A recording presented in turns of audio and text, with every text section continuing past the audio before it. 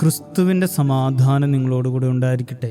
വചനകിരണത്തിലേക്ക് ഏവർക്കും സ്വാഗതം. മഹാനായ അശോക ചക്രവർത്തിയുടെ പടയോട്ടത്തിൻ്റെ നാളുകൾ. തൻ്റെ പിതാമഹന്റെ കാലം മുതൽ ഇന്ത്യ മുഴുവൻ അടക്കി ഭരിച്ചിരുന്ന മൗര്യ സാമ്രാജ്യത്തിൻ്റെ മൂന്നാമത്തെ ചക്രവർത്തിയായി അശോകൻ അഭിഷേകം ചെയ്യപ്പെടുമ്പോൾ അദ്ദേഹത്തിന് മുന്നിൽ വലിയ പ്രതിസന്ധികളൊന്നും തന്നെ ഉണ്ടായിരുന്നില്ല.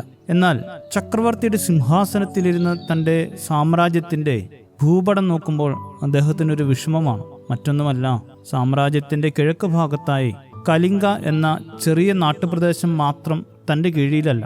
പിതാമഹനായ ചന്ദ്രഗുപ്ത മൗര്യൻ ഒരിക്കൽ കലിംഗ കീഴ്പ്പെടുത്താൻ ശ്രമിച്ചെങ്കിലും പരാജയമായിരുന്നു ഫലം. അങ്ങനെ തൻ്റെ പട്ടാഭിഷേകത്തിന് 8 വർഷത്തിന് ശേഷം BC 261 അശോക ചക്രവർത്തി കലിംഗയെ ആക്രമിച്ചു. എല്ലാം വെട്ടിപ്പിടിക്കണമെന്ന ആഗ്രഹം മാത്രം മുന്നിലുണ്ടായിരുന്ന ചക്രവർത്തിക്ക് ജയം മാത്രമായിരുന്നു വേണ്ടിയിരുന്നത്. ദയാനദിക്ക് സമീപമായി കഠിനമായ യുദ്ധം നടത്തപ്പെട്ടു. അവസാനം കലിംഗയെ പരാജയപ്പെടുത്തിയ ചക്രവർത്തി സന്തോഷത്താൽ തൻ്റെ വാൾ ഉയർത്തിപ്പിടിച്ച് അട്ടഹസിച്ചു. യുദ്ധത്തിലെ വിജയത്തിന്റെ പരമാനന്ദത്താൽ പാടലീപുത്രയിലേക്ക് തിരികെ യാത്രയാകുകയാണ് ചക്രവർത്തി. തിരികെയുള്ള യാത്രയിൽ അദ്ദേഹം ദയാനദി കണ്ട് അത്ഭുതപ്പെട്ടു. മുഴുവൻ രക്തം കൊണ്ട് നിറഞ്ഞ് ചുമന്നൊഴുകുകയാണ് നദി. അതുകണ്ട് അദ്ദേഹം പുറകിലേക്ക് തിരിഞ്ഞു നോക്കി. 100,000-ലധികം ആളുകളാണ് യുദ്ധഭൂമിയിൽ മരിച്ചു കിടക്കുന്നത്. അതിലേറെ ആളുകൾ മുറിവേറ്റും അംഗഹീനരായും കിടന്ന് നിലവിളിക്കുന്നു. എല്ലാവരെയും വേദനിപ്പിച്ചും മുറിവേൽപ്പിച്ചും നേടിയ വിജയം അശോക ചക്രവർത്തിക്ക് ഉറക്കമില്ലാത്ത രാത്രികളാണ് സമ്മാനിച്ചത്. മനസ്സ് മുഴുവൻ ദുഃഖം കൊണ്ട് നിറഞ്ഞു. ഇത്രയേറെ പേരുടെ മരണത്തിന്റെ കാരണം താനാണെന്ന കുറ്റബോധം അദ്ദേഹത്തെ വേട്ടയാടി. അവസാനം ദുഃഖനിരോധനവും അഹിംസയും ഒക്കെ മുഖമുദ്രയാക്കിയ ബുദ്ധമതത്തിലേക്കുള്ള പരിവർത്തനം അദ്ദേഹത്തെയും ആ സാമ്രാജ്യത്തെയും സമാധാനത്തിന്റെ കൊടുമുടിയിലെത്തിച്ചു. പലപ്പോഴും ഒരു കാരണവുമില്ലാതെ മറ്റുള്ളവരെയൊക്കെ മുറിവേൽപ്പിച്ചും വേദനിപ്പിച്ചും മുന്നിൽ വരുന്നവരെല്ലാം അടിച്ചമർത്തി പരാജയപ്പെടുത്തി ജീവിതത്തിൽ നേടിയ വിജയങ്ങൾക്ക് ശേഷം എന്ത് സമ്പാദിച്ചു എന്ന് ചിന്തിക്കേണ്ടിയിരിക്കുന്നു. വിജയാനന്തരം ഒന്നും നേടാനായില്ലെങ്കിൽ പിന്നെ എന്തിനാണ് മറ്റുള്ളവരെ തോൽപ്പിക്കാൻ ഉത്സാഹിച്ചത്?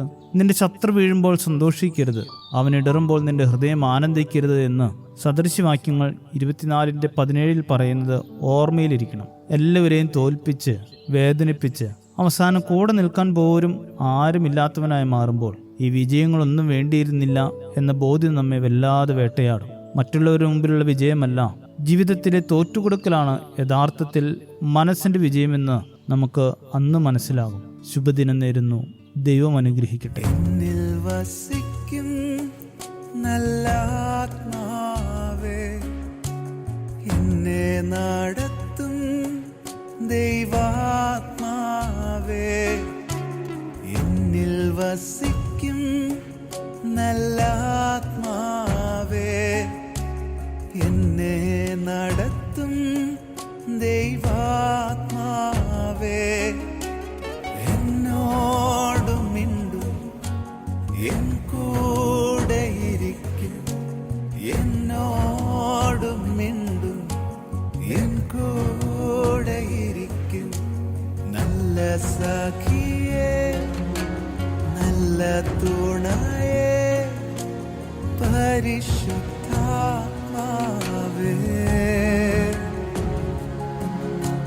നല്ല സഖിയേ, നല്ല തുണയേ, പരിശുദ്ധാത്മാവേ,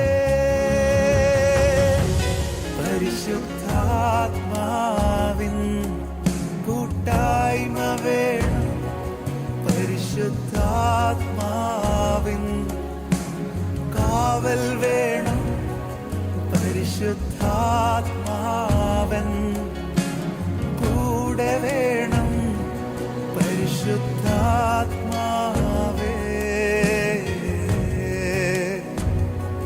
പരിശുദ്ധാത്മാവിൻ കൂട്ടായ്മ വേണം, പരിശുദ്ധാത്മാവിൻ കാവൽ വേണം, പരിശുദ്ധാത്മാ